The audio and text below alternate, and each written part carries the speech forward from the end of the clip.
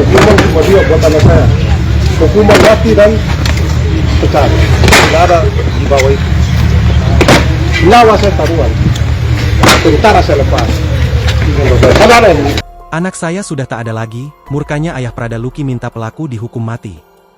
Duka Sersan Mayor Christian Namo, ayah Prada Luki Cepril Saputra 23 tahun, menuntut keadilan usai anaknya tewas dianiaya senior. Diketahui, Prada Luki meninggal dunia akibat dianiaya beberapa orang seniornya. Christian Namo mengungkapkan bahwa kepergian anaknya meninggalkan duka mendalam bagi keluarga. Saya punya anak sudah tidak ada lagi, saya minta keadilan, ujarnya. Ia meminta para pelaku agar diproses hukum dan dipecat dari keanggotaan TNI. Tak hanya itu, sebelumnya Christian mengungkapkan dirinya siap bertaruh nyawanya demi menuntut keadilan untuk sang anak.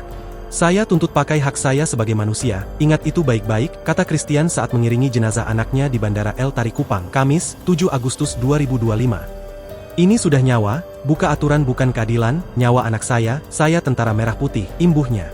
Sebelumnya, jenazah Prada Luki anggota Batalion Teritorial Pembangunan 834 Waka Ngamre Nagekyo Nusa Tenggara Timur, diterbangkan ke kota Kupang pada Kamis, 7 Agustus 2025.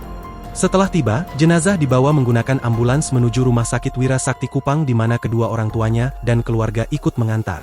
Rencananya jenazah akan diautopsi, namun karena tidak ada petunjuk untuk melakukan autopsi, jenazah Luki dibawa ke Rumah Sakit Bayangkara Kupang.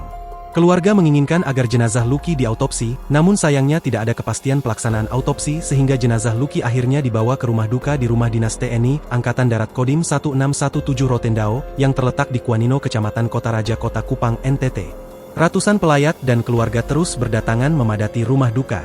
Hingga saat ini pihak Korem 161 Wira Sakti Kupang dan Kodam Udayana belum memberikan tanggapan saat dihubungi.